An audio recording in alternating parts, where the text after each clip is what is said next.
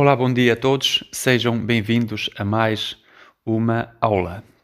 Bom, relacionado com o tema da aula anterior, pretendemos agora determinar uma equação da reta tangente ao caminho C em R3, representado pela seguinte expressão, ou seja, R de t igual a cosseno de t, seno de t, t com o t pertencente a R. No instante, t0 igual a π sobre 4.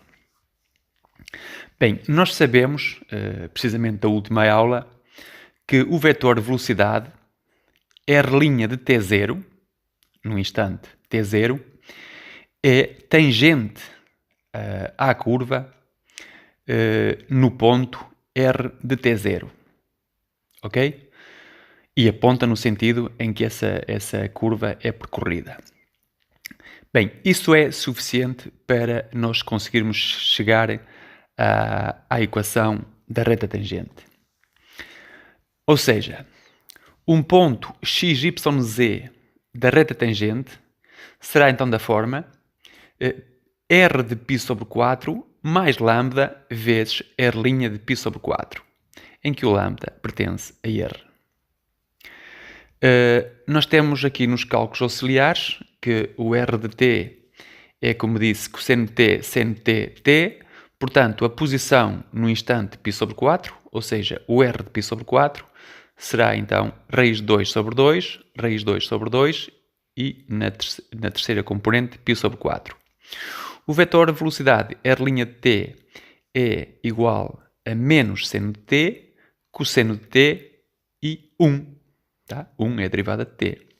Isto implica que o vetor de velocidade no instante π sobre 4, R' de π sobre 4, é igual a menos raiz de 2 sobre 2, raiz de 2 sobre 2 e 1.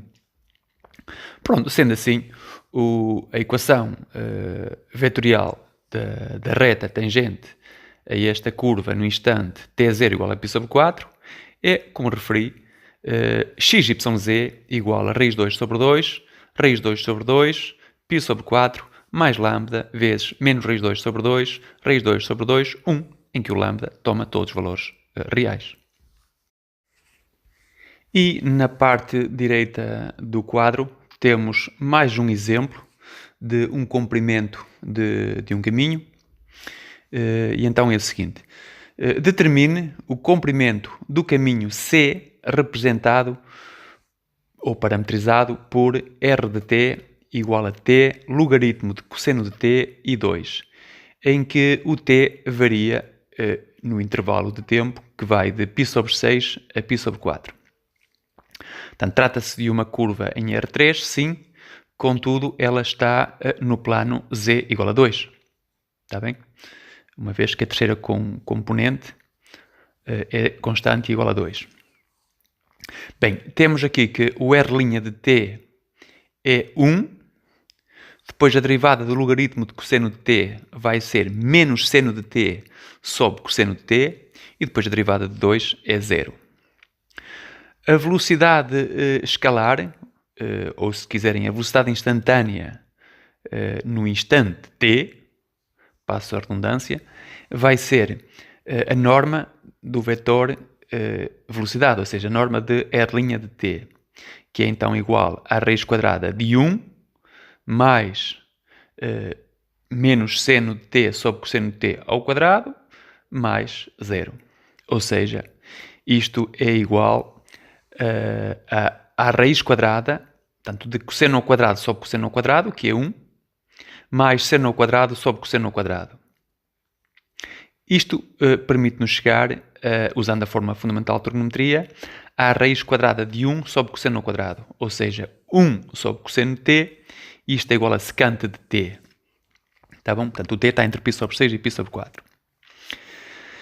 Bem, sendo assim, o comprimento da curva, que nós denotamos por L, é o integral de π sobre 6 a π sobre 4 da velocidade escalar, dt, ou seja, o integral de π sobre 6 até π sobre 4 da secante de t dt. Bom, aqui é preciso encontrar a primitiva da secante. Se nós multiplicarmos e dividirmos esta expressão, a secante t, por secante mais tangente, vamos obter no numerador a derivada do denominador. E, portanto, a primitiva da secante é igual ao logaritmo de secante mais tangente. Pronto, eu aqui não estou com muitos detalhes nesta primitiva, uma vez que isto faz parte da matéria de análise matemática 1.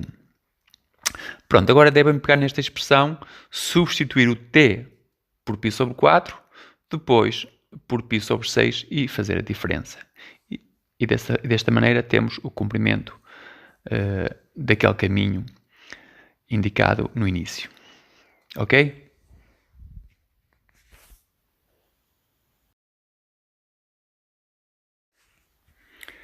Bom, e aqui neste novo quadro começamos com uma definição, que é então a seguinte. Uma função contínua f maiúsculo, definida num conjunto D aberto de Rn, com valores em Rn, portanto trata-se do mesmo n, diz-se um campo de vetores ou um campo vetorial em D. Na maior parte das situações que nós veremos daqui para a frente, este D acaba por ser sempre o próprio Rn, ou seja, o R2 ou R3. Está bem? Bem, mas como é que nós devemos pensar num campo de vetores? Devemos pensar num campo de vetores como uma força aplicada em cada ponto de Rn. Portanto, podem ver ali na imagem, portanto, eu tenho ali em cada ponto um vetor aplicado nesse ponto que representa uma força. Tá bom? Pronto.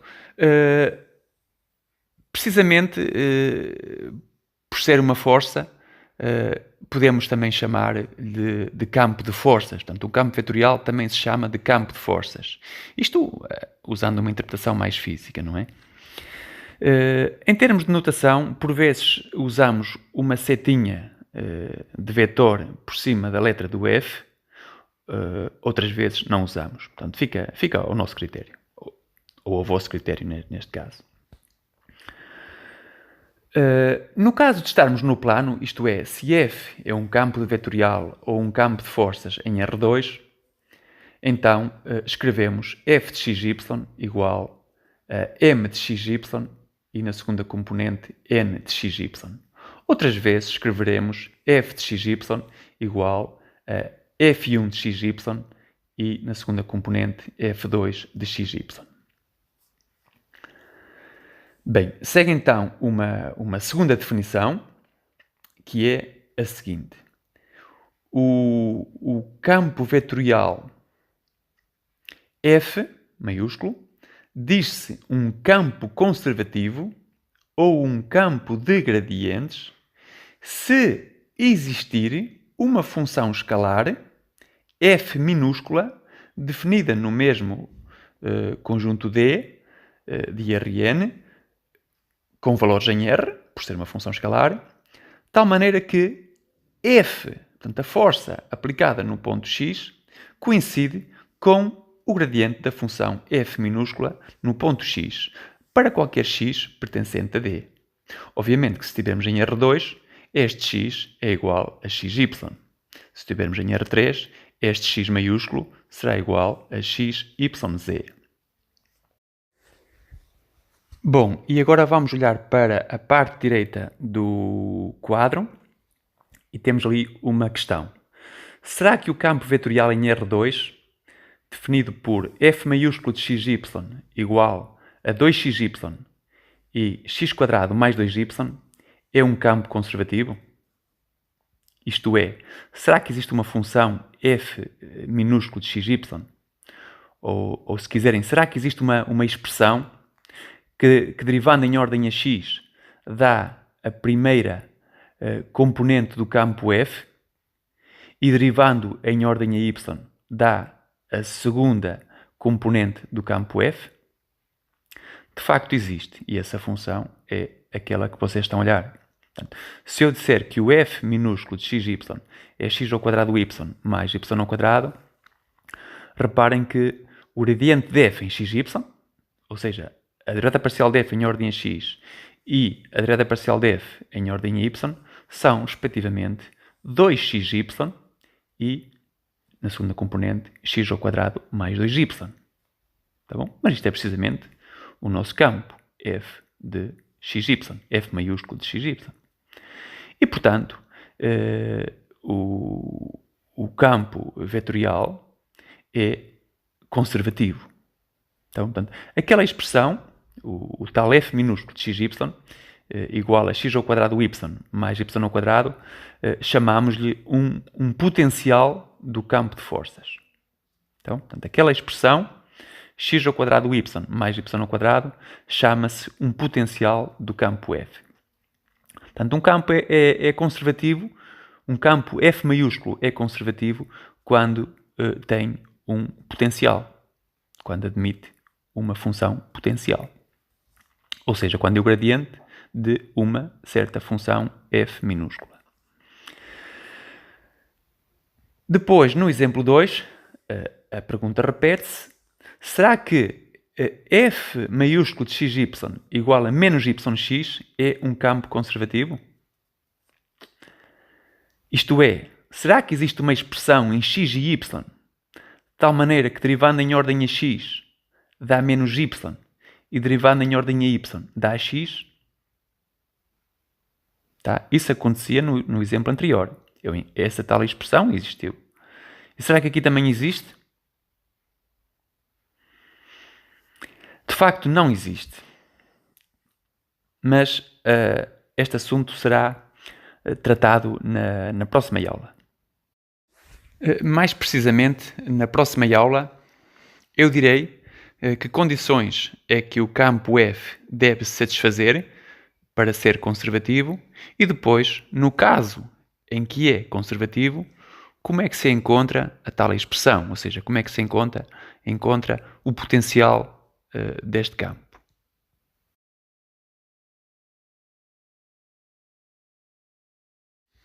Bom, neste quadro que acaba de surgir, eu vou apresentar um conceito muito importante relacionado com integração. É o conceito de integral curvilíneo de um campo de vetores. Bem, mas antes disso, suponhamos que queremos deslocar uma partícula no plano, em linha reta, desde o ponto P ao ponto Q, tal como vocês podem ver na figura. Então, nós sabemos da física que o trabalho realizado por uma força F constante ao deslocar essa partícula desde P até Q é dado por W igual ao produto interno do vetor PQ pela força F. Já agora aproveito para informar que o trabalho vem em joules. Vamos agora generalizar esta situação. Para tal, consideremos um caminho C em Rn, portanto, já sabem que o N é sempre 2 ou 3, e alfa de AB em Rn, uma parametrização desse caminho. Suponhamos também que F é um campo vetorial, F maiúsculo, é um campo vetorial definido num aberto de Rn contendo o caminho C. O integral curvilíneo do campo F ao longo do caminho C denota-se por integral de F ao longo de C ponto de alfa e é igual ao integral de A até B de F no ponto alfa de T, produto interno com alfa' de T dt.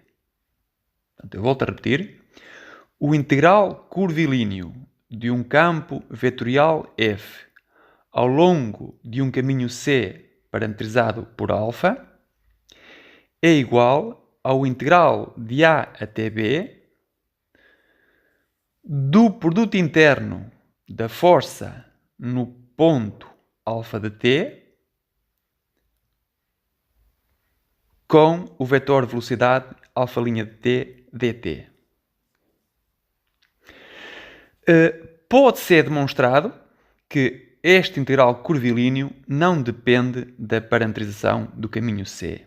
Isto é, podemos percorrer o caminho ao dobro da velocidade, à metade da velocidade. O integral curvilíneo, o resultado do integral curvilíneo é sempre o mesmo.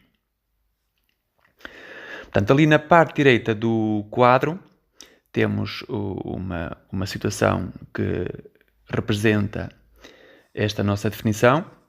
Portanto, temos ali um caminho C que começa no ponto P igual a alfa de A e termina no ponto Q igual a alfa de B. Portanto, em cada ponto do caminho, alfa de t, nós temos o vetor velocidade, que é alfa' de t, como vocês podem ver na figura, que é sempre tangente ao caminho, e temos a força aplicada nesse mesmo ponto. Pronto. Então, o integral do campo f ao longo do caminho é, como disse, o integral desde A até B do produto interno de f de alfa de t com alfa' de t dt. Na física, o integral de f ao longo do caminho representa o trabalho realizado pelo campo de forças F ao deslocar uma partícula desde o ponto P igual a alfa de A até o ponto Q igual a alfa de B ao longo do caminho C. Está bom? Entendido? Portanto, fica aqui esta definição, que eu destaquei ali com um duplo retângulo, do lado esquerdo da imagem, um duplo retângulo azul, é a definição de integral curvilíneo de um campo de vetores ao longo de um caminho. Uma definição muito importante.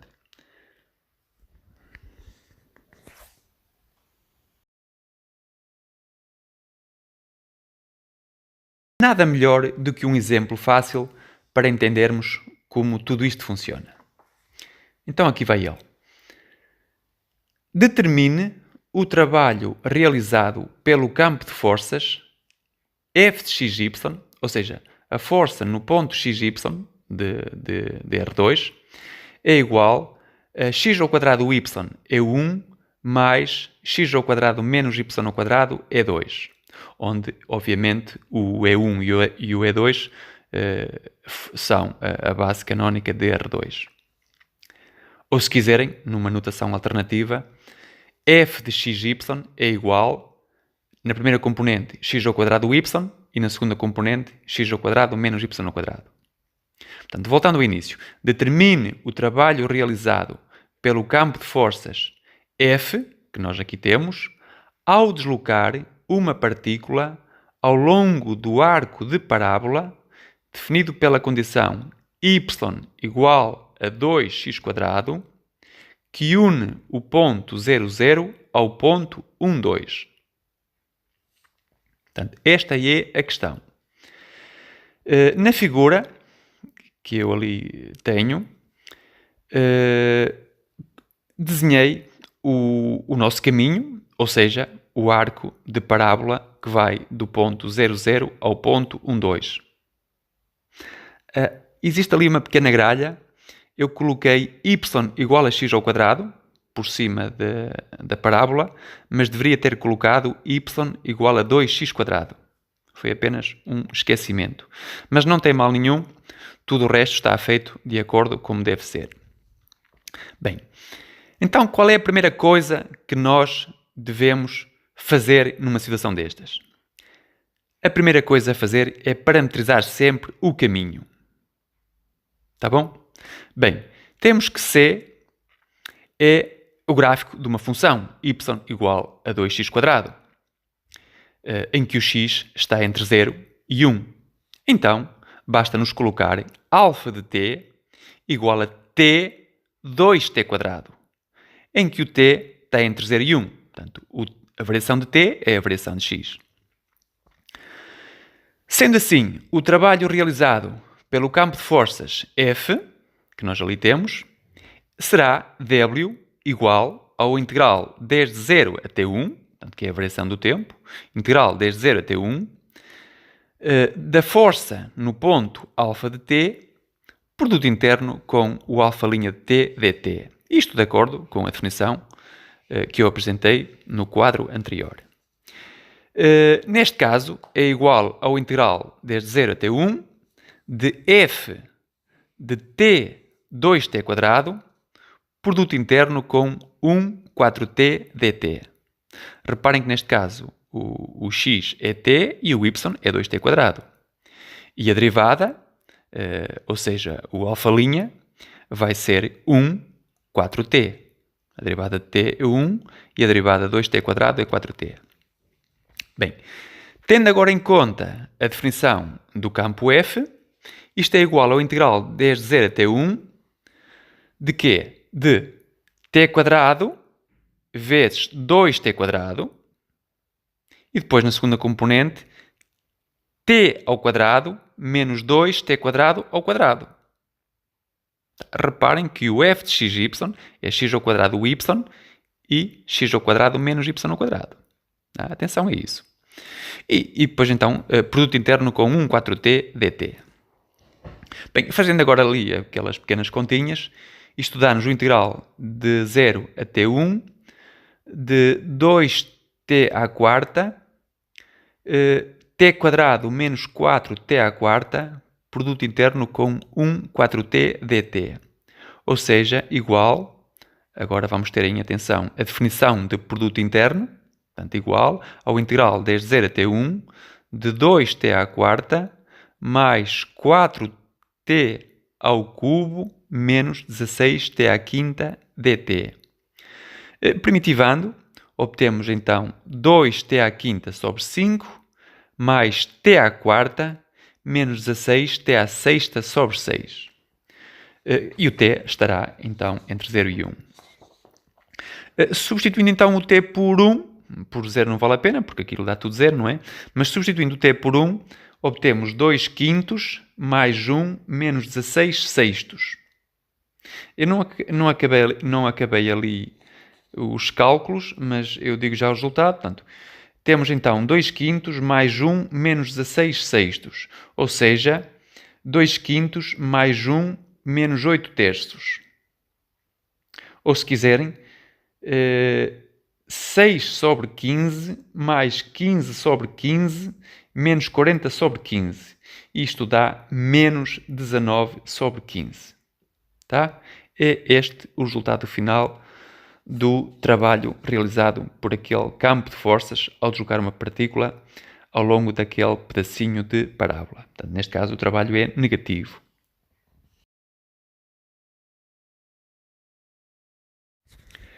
Vejamos um novo exemplo.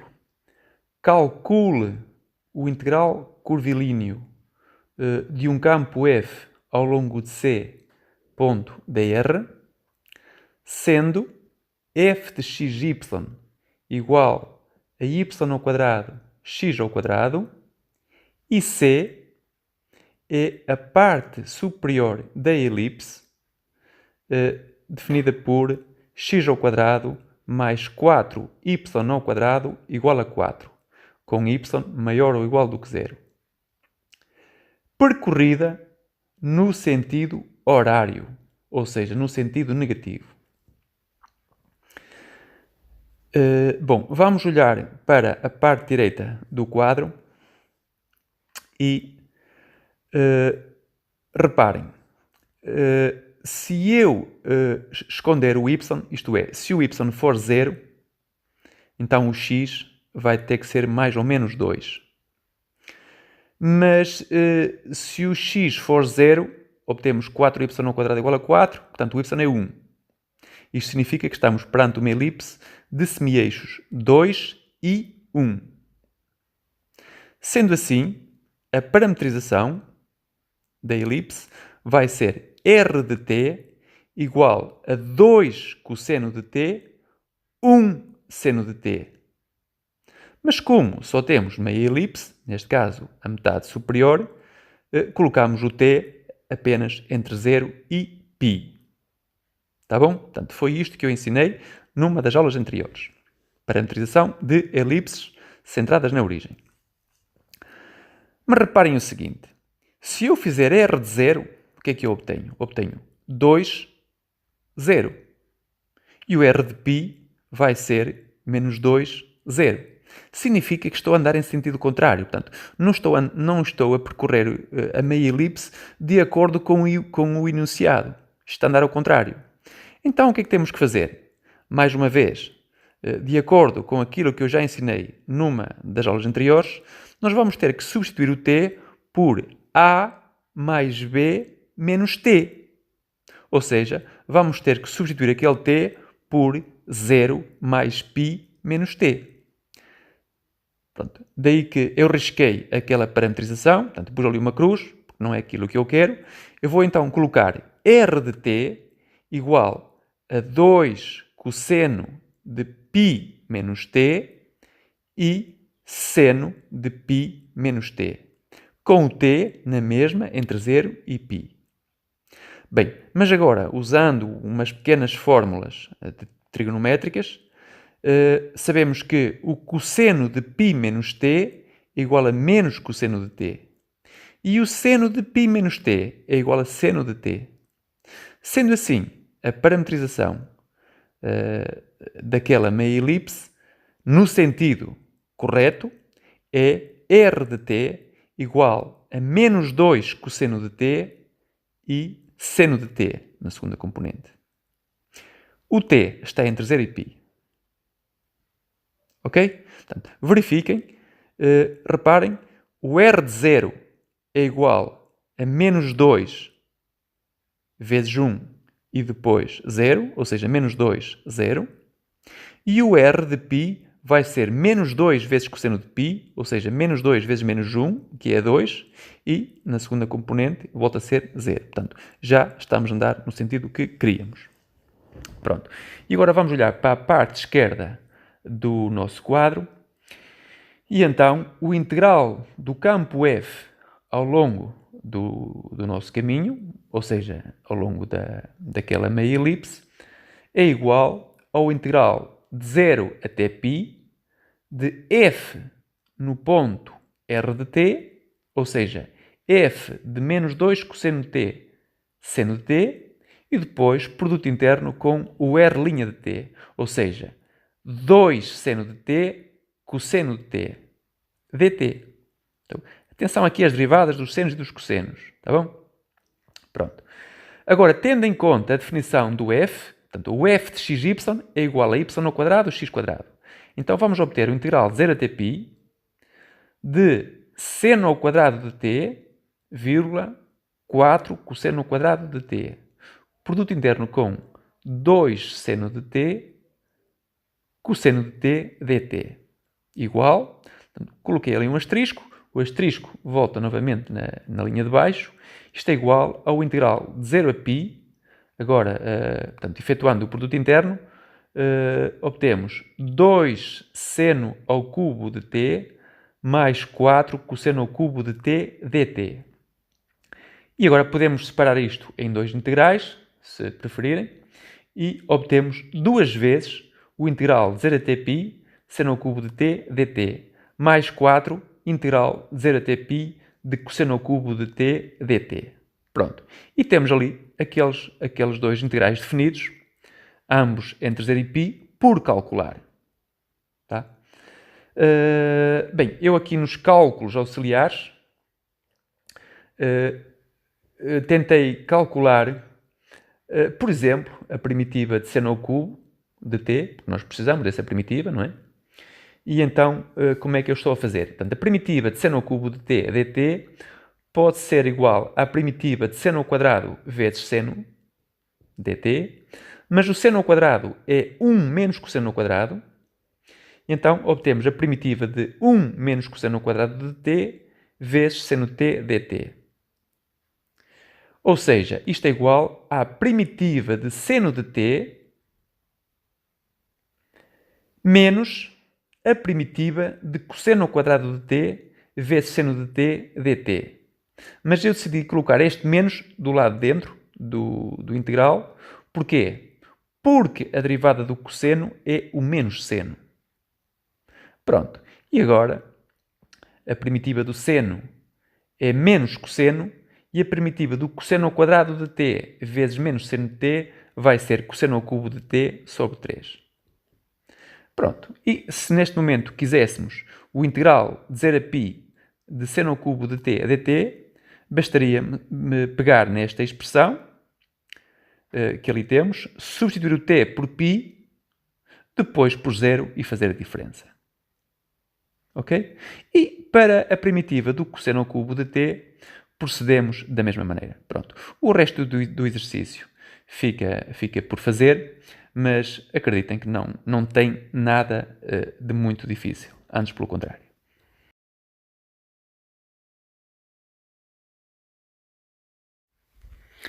Mais um exemplo. Calcule o integral curvilíneo do campo f ao longo de C, ponto d∝, sendo C o caminho indicado na figura. E f de xy é igual a menos yx. Bem, o caminho é precisamente um pedaço de parábola, y igual a x ao quadrado, desde o ponto menos 1, 1 até o ponto 1, 1. Portanto, no fundo, trata-se do gráfico da função y igual a x ao quadrado, percorrido da esquerda para a direita, portanto, da forma normal. Sendo assim, a parametrização deste caminho vai ser, portanto, a curva α de t igual a t quadrado, com o t entre menos 1 e 1. Portanto, a variação de t é a variação de x. Posto isto, o integral do campo f ao longo de C d∝ é igual ao integral de menos 1 a 1 de f de t quadrado, produto interno com o vetor velocidade, isto é, 1, 2t, dt. Agora, tendo em conta que o f de xy é menos yx, então obtemos o integral de menos 1 até 1 de menos t quadrado t, produto interno com 1, 2t dt.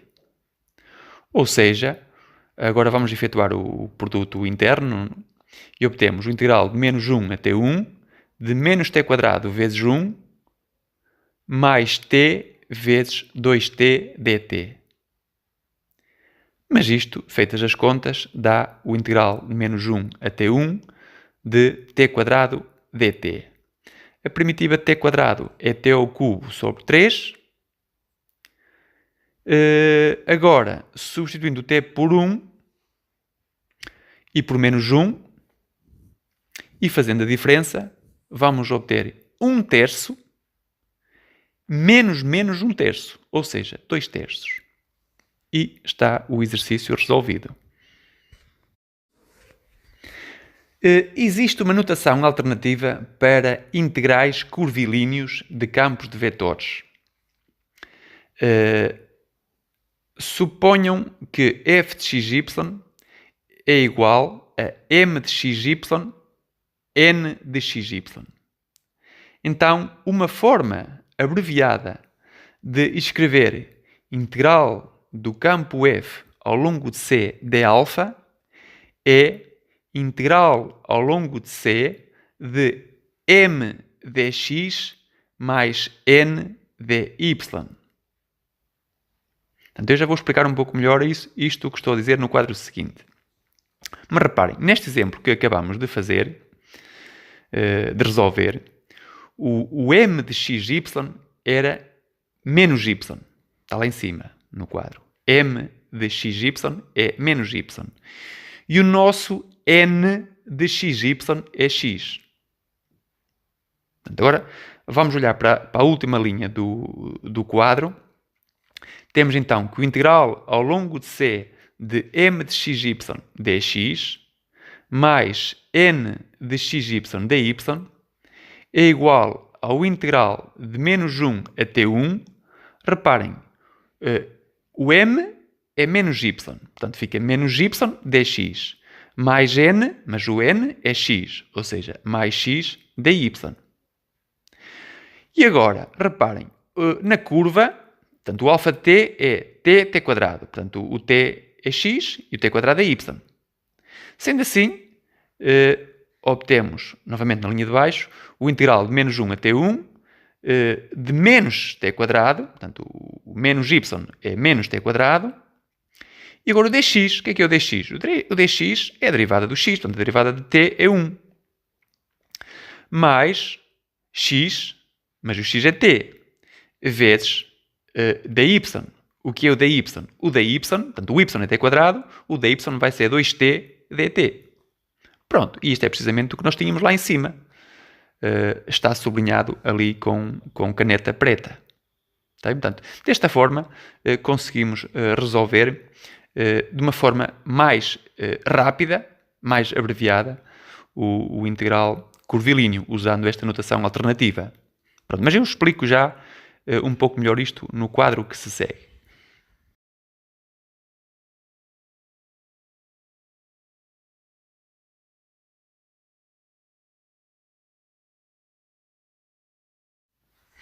Ora bem, então neste quadro que acabou de surgir, ou melhor, uma janela, não é?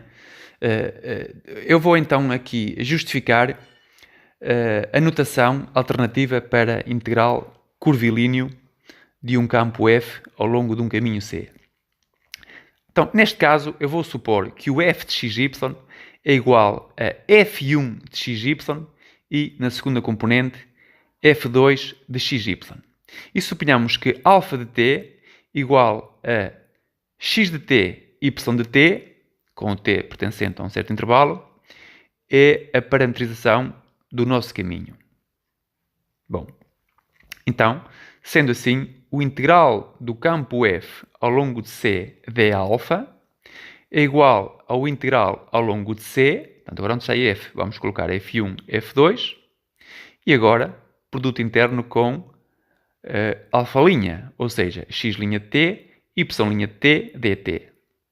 Efetuando o produto interno, obtemos o integral ao longo de C, f1 vezes x' de t, mais f2 vezes y' de t, dt. Mas reparem, x' de t vai ser dx sobre dt e y' de t é dy sobre dt.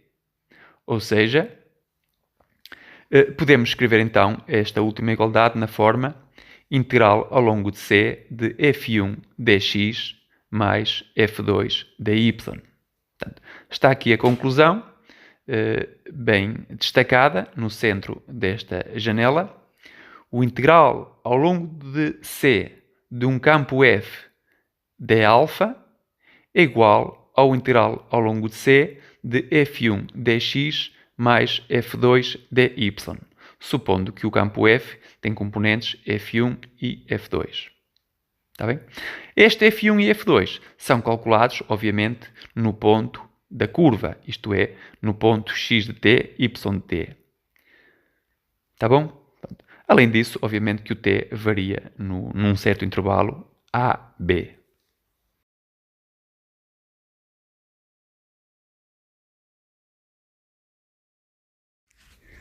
Bom, e acaba de subir o último quadro da aula 2. Vejamos agora, para terminar, um exemplo em R3. Suponhamos que f de xyz é igual a xy é 1, mais 2z é 2, mais y mais z é 3.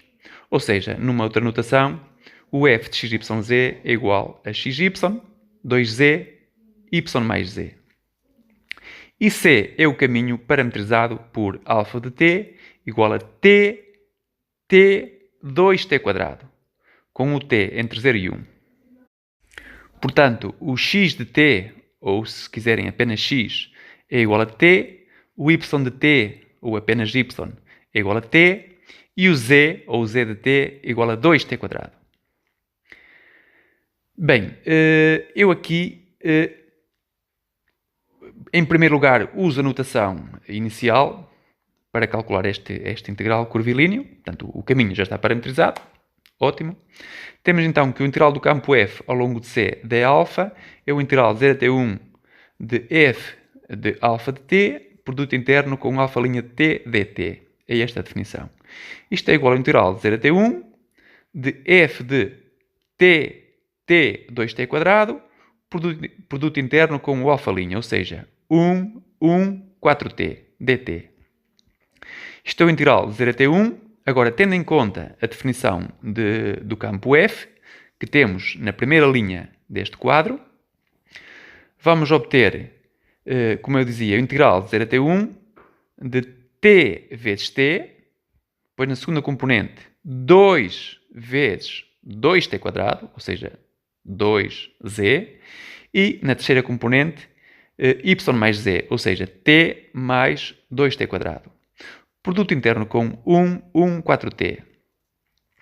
Fazendo agora o produto interno, obtemos o integral de 0 até 1 de t vezes 1 mais 2 vezes 2t² vezes 1 mais, abre parênteses, t mais 2t², que multiplica, fecha parênteses, que multiplica por 4t dt. Pronto, a partir daqui eu não fiz mais, mas tudo o resto é muito fácil mesmo. Usando a notação alternativa, ou seja, aquela notação que me abrevia a resolução do integral curvilíneo, as coisas aparecem mais rapidamente. Querem ver? Portanto, vamos então olhar para a última linha do quadro. O integral ao longo de C de xy dx mais 2z dy mais y mais z dz, portanto, neste caso o f1 é xy, o f2 é 2z e o f3 é y mais z. É igual ao integral de 0 a 1, portanto, x vezes y. O x vezes y é t vezes t. O dx é a derivada de t, que é 1. Depois, mais 2z, ou seja, mais 2 vezes 2t². dy, o dy, a derivada de t também é 1. E depois mais, abre parênteses, y mais z, ou seja, t mais 2t², fecha parênteses. E agora o dz, ou seja, a derivada de 2t² é 4t dt. Portanto, como veem, chegamos mais facilmente à mesma expressão que tínhamos anteriormente.